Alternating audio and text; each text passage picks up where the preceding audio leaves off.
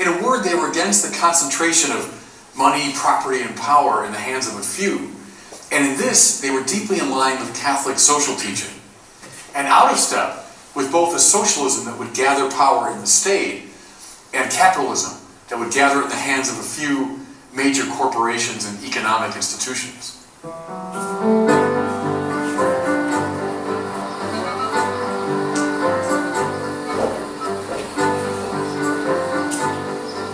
One of the marks of the distributists was an affection for the small, the local, the homemade.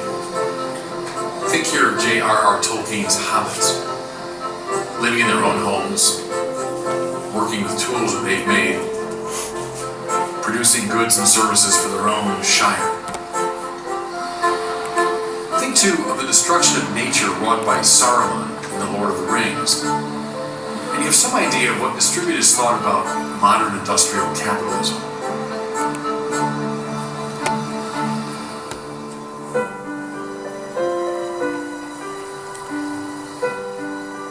In the spring of 1936, Chesterton became terribly ill, suffering probably from congestive heart failure. On June the 13th, his great friend, the Irish Dominican preacher Vincent McNabb, came to visit him.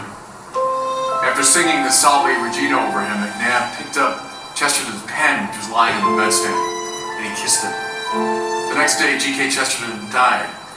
He was buried here at Shepherd's Lane Cemetery in Beaconsfield.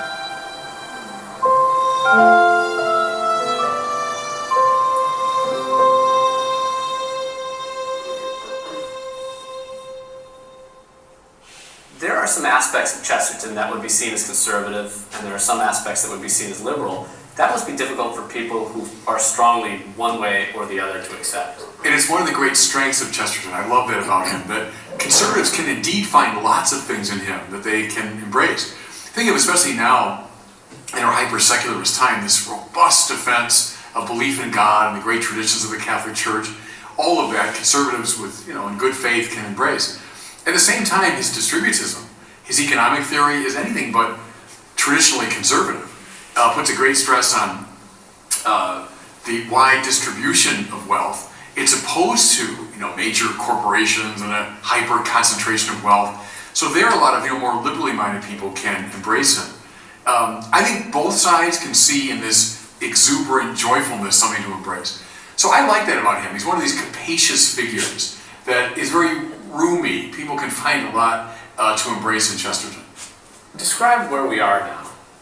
We are in the library of the Athenaeum Club in the heart of London. And in some ways, you might say the heart of the British establishment. This place was built in 1824. And some of the leading lights in British intellectual life were in this room at one time or another. Everybody from Charles Dickens to Charles Darwin to the painter Turner, up to Toynbee, the historian. T.S. Eliot was in this room. And G.K. Chesterton was a member here at the Athenaeum Club. I just find this room remarkably beautiful, but also it stimulates my imagination to think of all of these famous people in this pretty small space made their way around. Winston Churchill, much of the British political establishment. I'm enjoying the delicious image of G.K. Chesterton sitting in one of these chairs with a cigar and carrying on with Rudyard Kipling, another member of this club. So it's very moving and stimulated my imagination to be in this room. Lights, please.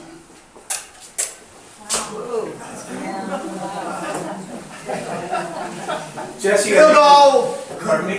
Field goal! Jesus. Thank you, David.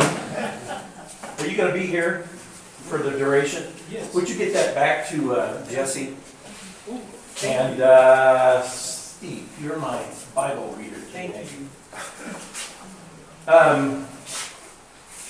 I want to read something about G.K. Chesterton. By the way, I'd never heard of him before I became a Catholic. You've never heard of him? And you've been Catholic how long? But that would be not nice to say. Okay. We're not going to go there. Long enough. We heard of Father Brown, though. What? We've heard of Yes, Father Brown. I know Father Brown. How many know there's a series out there called Father Brown? And it's based on G.K. Chesterton. So, I would not have known of him in the sense that I would have called him a pivotal player, but wow, the research that he's done on the man. There was a very good series done on EWTN on G.K. Chesterton. And I love, this picture of him trying to get out of the car at Notre Dame. Should have been very interesting. Let me read you this introduction. And by the way, you can buy this. And I didn't require it of everybody because it's a little pricey. It's $29, $30 on Amazon. But this really is the whole series on Volume 1, all 6 pivotal players. It's very well done. So you can look it up on Amazon if you want to, or anywhere else you'd like to try and order it. And I think it's well worth the money for myself. I will cherish this in my library, but it's called Catholicism Pivotal Players Volume 1 Study Guide. Okay? How many volumes? This is only the first volume, so we don't know yet. Okay. He's probably working on Volume 2, yes. There's a Chesterton study group that meets in Wichita the Yes. second Friday evening every month. And if anybody's interested, it's an interesting and lively group. And they start with a big meal. No, they don't. But yes, it is. You're exactly right. And There's a then also Chesterton the Spiritual Life study Center, group meets every June 1st and 2nd and 3rd, I think.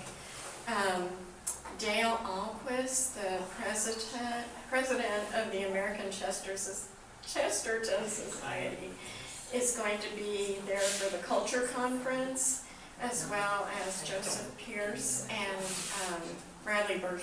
Yeah. Tell me the first name again.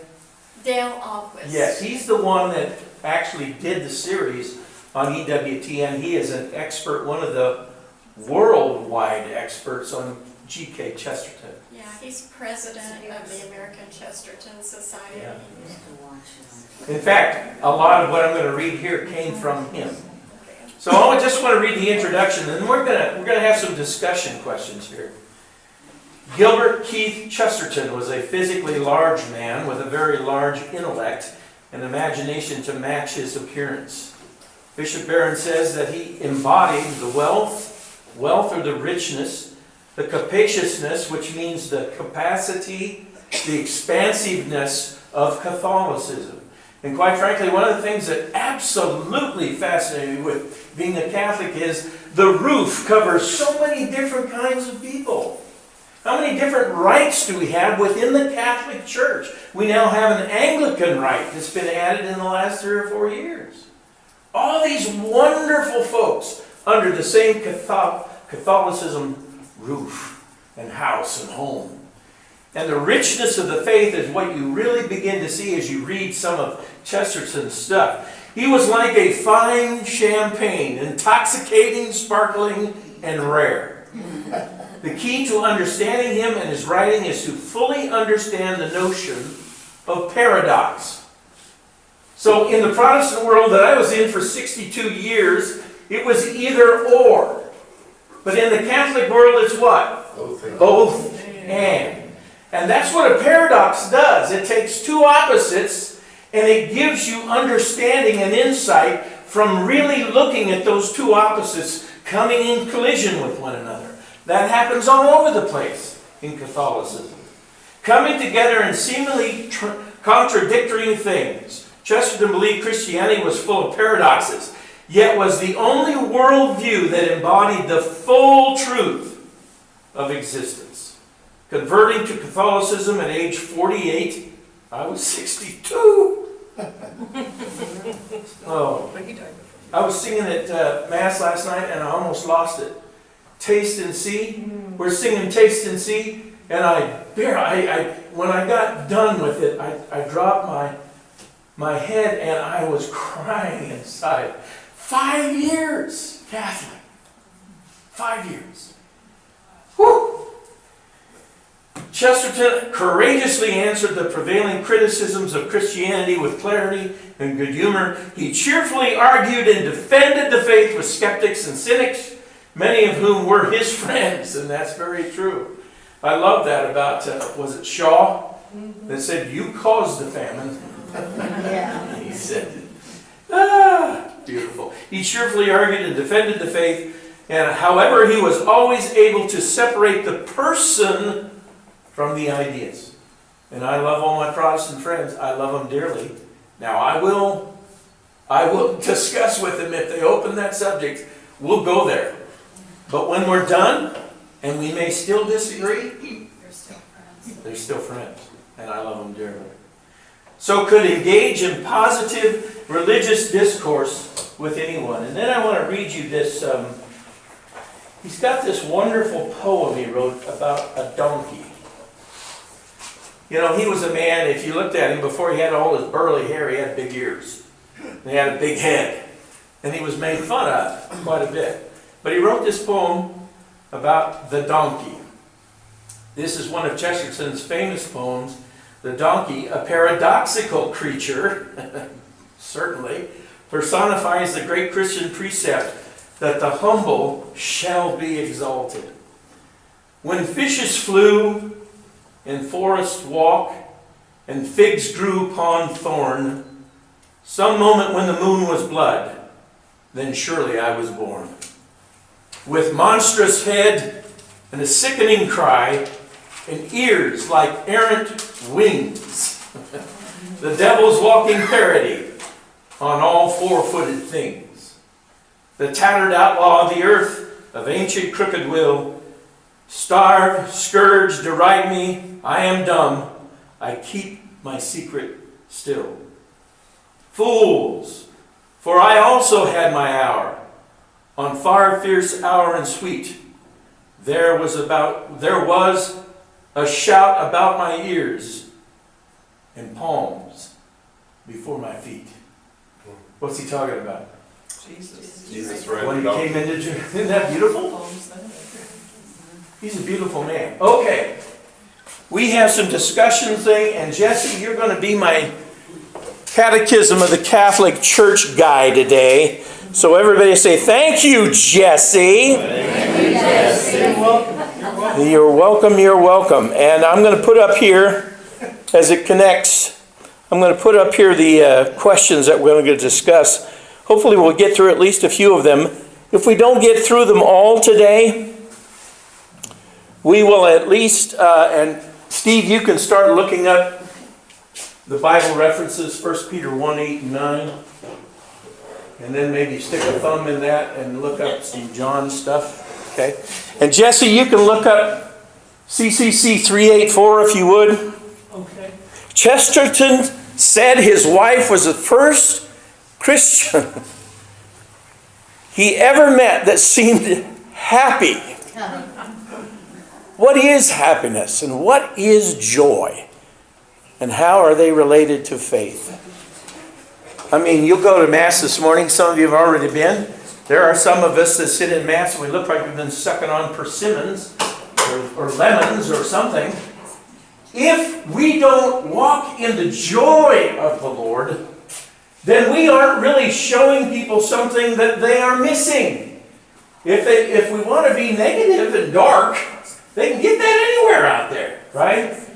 One of the things that was so prevalent in Chesterton's life was he had an effervescence. He had a joy that was on his face. He actually told his face about the joy that was inside of him and showed it, right? Jesse, you found that paragraph yet?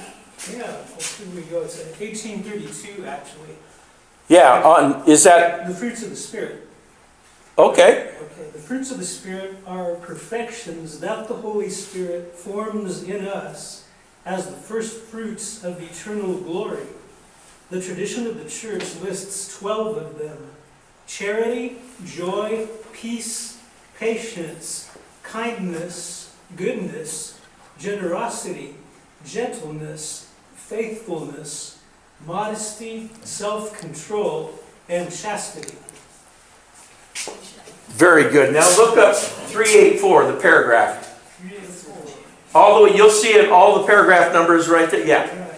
Go all the way back to 384, and Steve, why don't you read for me 1 Peter 1, 8 and 9. 1 Peter 1, No, I've got Steve doing that, Jesse. Oh, okay, right here. Hang on. I'm going to have him read first. Go ahead. Revelation makes known. Hang on, Jesse. I'm going to have Steve read this. I'll get back at you.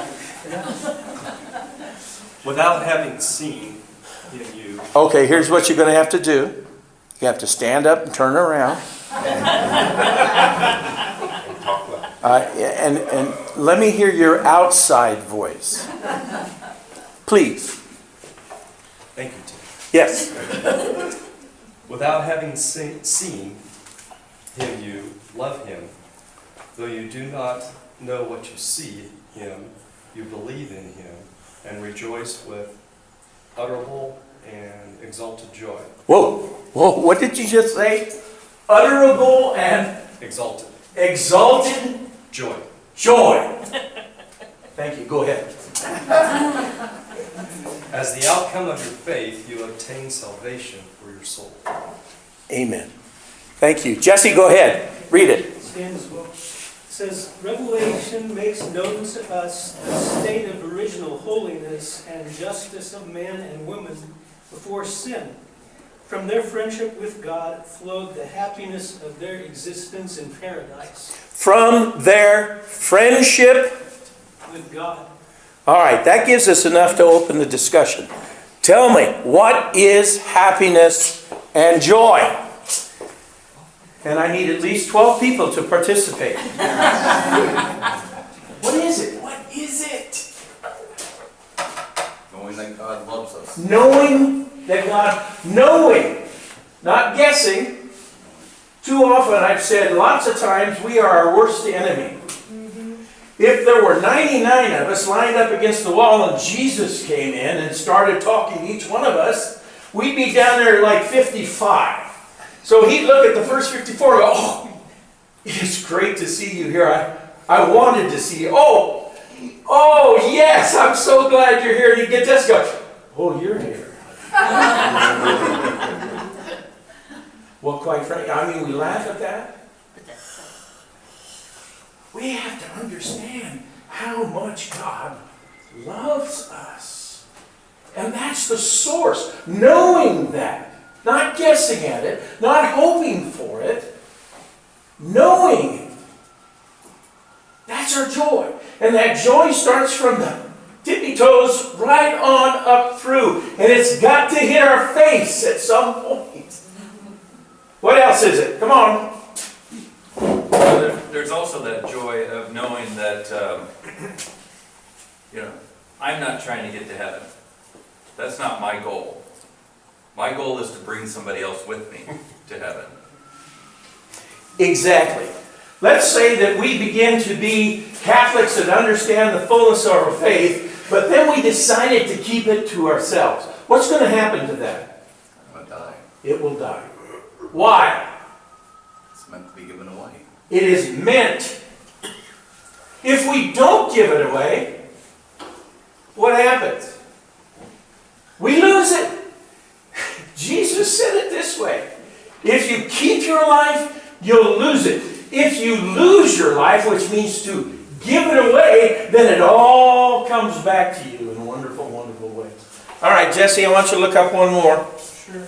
And this will be paragraph 1718. And do you have John 15:9 ready? Steve, go ahead. And please come up here and use your outside voice.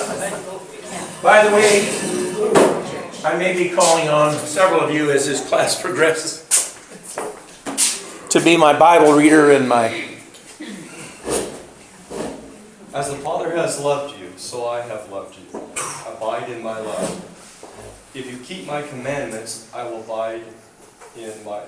will abide in my love, just as I have kept my Father's commandments and abide in his love.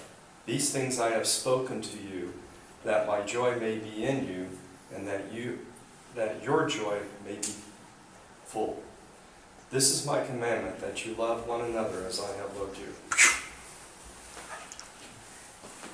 The joy that is in us comes from Jesus himself. He said, I am the vine and you are the branches. Well, if you've looked at a vine before, they're all branches. You can't tell the vine From the branch. from the branches. And it's a whole bunch of sappy life. Yes. I think a lot of it, that we should know that regardless of what we do, God loves you and He loves the sinner next to you just as much. There's no difference.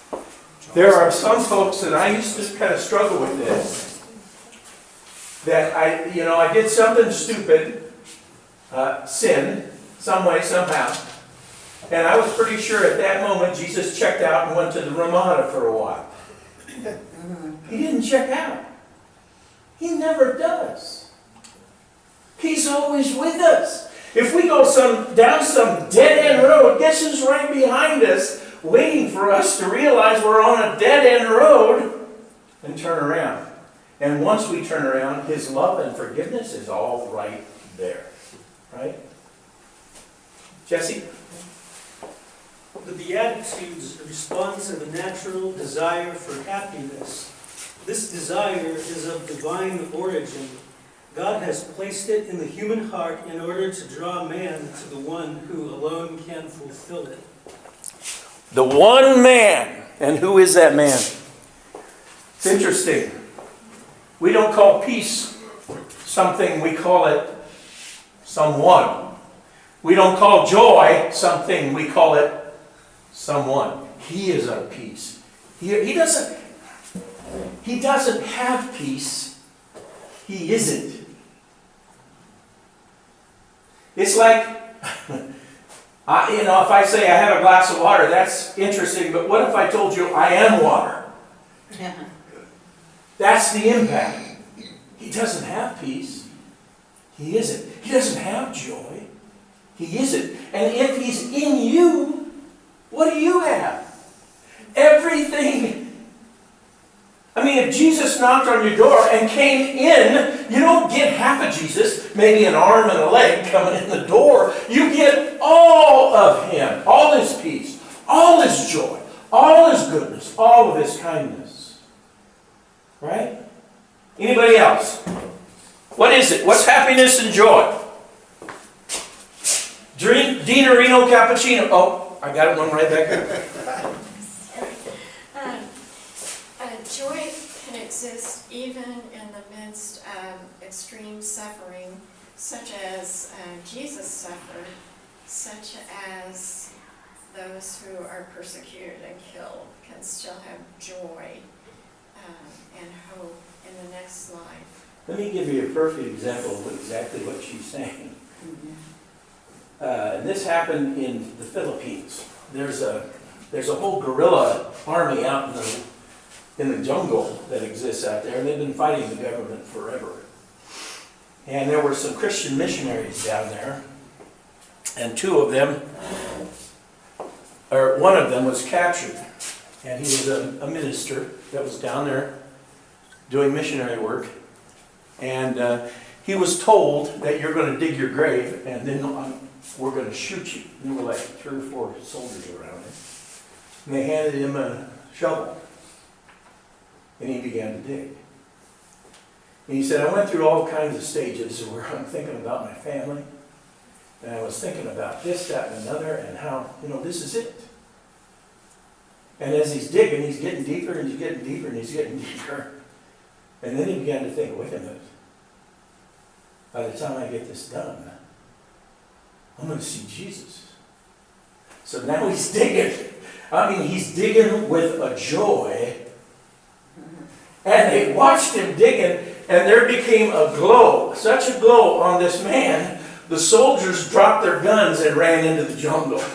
Now he's mad, because I was ready. And it didn't happen. But I think that's what you're saying. That we can have that joy in the worst of circumstances. I'll give you another example. One is, when my first wife Connie died, I felt a joy in the fact that she was no longer in pain. And I felt a joy in the sense that she was where we all dream about being someday. Now, I will tell you, if you're not a Christian, you may not understand that. But I did. I used to watch her sing pain away. by praising the Lord. She'd just sing. And for a time, she wasn't in pain anymore. But it always came back. So when she passed, I thought the pain is all gone. It's all gone. Okay, one more question. Happiness and joy. Now let's talk about Chesterton was known for his humility. What is humility and why is it? These, by the way, these are the questions that will be out on the website. What is humility? And I'll have all the references as well. What is humility and why is it so important in spiritual life? Dino Cappuccino. You knew it was coming. Why, yeah, I knew I was going to get I'll give you a moment just to think about it. Okay, now share with us. Because we are nothing. We are. I love that. We are. We can't do anything. Everything comes from God. That's a beautiful way to say it. Anybody else? Come on. What is humility? Why is it so important in our spiritual life?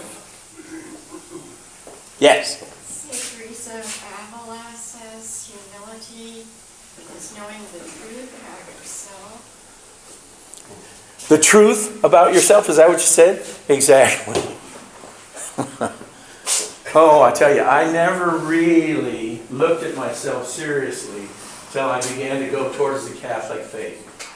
And I knew there was this thing called a confessional that I was going to have to deal with at some point. And yet when I did my initial confessional, I walked out of that room and it was 62 years, folks. Can you imagine? I had 3 pages written out. And I was sure there was a whole lot more, right? All the wonderful sacraments. All right, did you guys look ahead? Jesse? Well, I've got the Beatitudes here. It says 2546. Yes. Okay. How many Beatitudes would you like me to read? Read the whole paragraph for 2546. Okay. Blessed are the poor in spirit, for theirs is the kingdom of heaven. Wait a minute. Poor in spirit. What is that? We are nothing.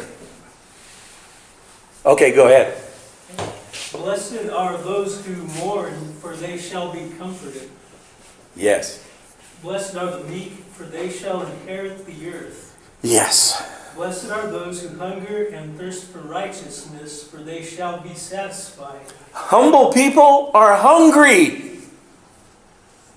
Hungry. Yes. Blessed are the merciful, for they shall obtain mercy. Blessed are the pure in heart, for they shall see God. Blessed are the peacemakers, for they shall be called sons of God.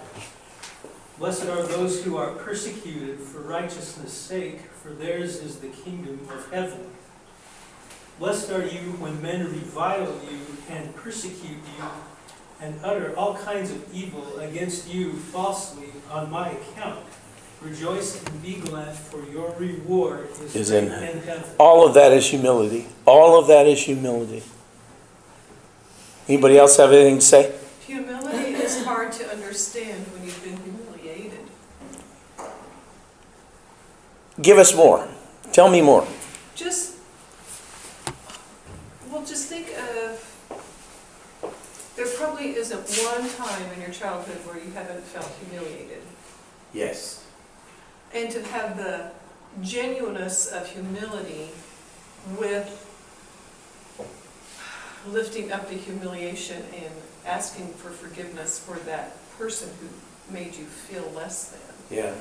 Is a real, it takes growth and desire to have the emptiness without, wait a minute, I've already felt humiliated, oh wait, that's different than. Yes. Yes. One of the things that I love Father Nick for, and one of the things I really am upset about him with, is he gave me the litany of humility. Have you ever read that? Yeah. Everything on there was not me. And I bet you I prayed it, I don't know how much I prayed it in 5 years. And it's still, every time I start to pray it, it slaps me. Yes. I I think humility is recognizing that we are nothing without Him, and that everything we have comes from Him. Everything you have. In fact, the last breath you took is a gift. How many times do we pat ourselves on the back when we say something good? When we take all the credit? Oh, I used to love what my Protestant brothers said. They said, I found the Lord. I said, you're crazy. You didn't find the Lord. You were running from Him, and He found you. Shush. You got Matthew, is it? See, now he's obeying me without me eating something. Why fight it? At that time, the disciples came to Jesus saying, "Who is the greatest in the kingdom of heaven?" Here we go. And calling him to a child, he put in the midst of them and said, "Truly I say to you, unless you become like a child, you will never enter the kingdom of heaven. Whoever humbles himself like a child is the greatest in the kingdom of heaven." Last night at Mass, there was a family, I hadn't seen them before, I don't know if they've been to Mass here before, and they had 4 little ones. And they were right on the front row. And I'm sure they came in and did not have room in the back. Because you know how Catholics are the same as Protestants, they fill from the back. I had a preacher one time say, I'm going to design a church where when they come in, there's no pews, and then one will pop up and in the back, and the minute they sit down, they will roll down to the front.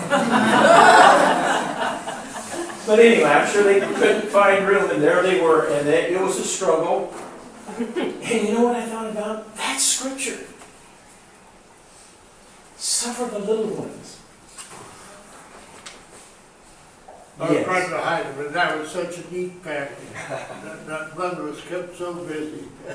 Oh, he was working. They were working. That little boy wanted so bad to push the button on Stevens' wheelchair. On Bud's chair. It's a miracle he didn't fire up the... And you know what? And I'll bet you there's just as many people that were upset. Well, you know what? They're absolutely sweet family. They were. And listen, my daughter has had 6 kids in 8 years. So doing anything with that family is difficult, and it's tremendous work. The last thing we should do is be critical of a family like that. And what would Jesus have done? Bring him here. You would let him play with the button. The father had one child, so the mother was taking care of 3. Yes. That's typical. And there was a point where a book looked like it was going to be a weapon before Dad got a hold of it. Yes, Jesse. Could I share a couple of resources on G.K. Chesterton? Sure. That EWTN series, which is excellent, is called The Apostle of Common Sense. G.K. Chesterton, The Apostle of Common Sense. And their number, you can get it quickly, is 1-800-854-6316. Yeah, sure, Jesse. Okay, also, his 2 greatest works, Orthodoxy, which is about, of course, being traditional and answering all the common modern errors. Incredible. If you have adult children who are in college and are being exposed to the lies of atheist professors, have them start reading G.K. Chesterton, and they won't think about reality in the contemporary secular sense. He will put them right into the heart of the faith and amuse them at the same time, so they won't realize they're being turned toward the Lord. Okay, Orthodoxy, probably his greatest book. Yeah. The Everlasting Man, which is about Jesus. Okay? And we're going to talk about both of those next week, part 2. We'll talk about those, yes. Another one that might be good for college students is Heretics. And it isn't about other religions. It's about modern day thought and thinkers. And he takes different philosophies and things and he's just so amazing the way he brings it around to understand the flaws in them. And yet here's a guy that takes the subway somewhere and ends up wiring it. I am at such and such, where ought I to be? And that's, see, I love the fact that Bishop Barron picked him. But we have 5 more coming. We're going to take 2 weeks on each one. Next week we'll do part 2 on Chesterton. I think this is going to be a wonderful class. Be ready to discuss. I will try and get, in fact, I should easily be able to get the discussion questions out there earlier before we have class, and so you can look at them and maybe look up some of the references. This one will be on the website today. So you can go out there and take a look at it, download it, print it out. Yes, ma'am? One thing we learned yesterday, going back to humility, I don't know if this is part of what humility is, but they said, this priest gave a talk to some high school kids, and he told them, you know, you guys aren't necessary. And kind of like Dean said, we are nothing, but we are wanted. So, The day I realized, because there was, you know, I thought God, you know, God, when you got me, you got something. I mean, you know. Becky, where did you go to hear that fantastic reference? we were at the stewardship conference. And let me, Yes. that will be online somewhere out there in the diocese, and when that's out there, I'll bring that information, because it is phenomenal, right, Shan? Oh, it's beautiful. Beautiful. The most sobering thing that you could ever realize, and it hit me like a ton of bricks. God doesn't need you. He's God. God doesn't need anything or anyone. But here's the deal. He wants you. And you. And you. And you. He wants you. He loves you. I tell people, I'm God's favorite. But then I say, and you are too. Is that not true? We're going to love this class. It's good to see you all. How are the donuts? Are they up to standard? Yeah. Good coffee, good? Yes. Amen. In the name of the Father, and the Son, and the Holy Spirit. Lord God, we thank you for this special hour. Holy Spirit, precious Holy Spirit, teach us and guide us and lead us into all truth. And we thank you for this man, G.K. Chesterton, and how you brought him into the church at 48 years old, and how he impacted his world. Now, Lord, teach us and help us impact our world as we pray the prayer he taught us to pray. Our Father, who art in heaven, hallowed be thy name. Thy kingdom come, thy will be done, on earth as it is in heaven. Give us this day our daily bread, and forgive us our trespasses, as we forgive those who trespass against us. And lead us not into temptation, but deliver us from evil. Amen. In the name of the Father, and the Son, and the Holy Spirit. Big hand for Steve and Jesse. Thank you very much. See you guys next week. Thank you. See y'all at Geon's campus tomorrow by Father Aaron, defending the perpetual virginity of Mary. He would have been a great town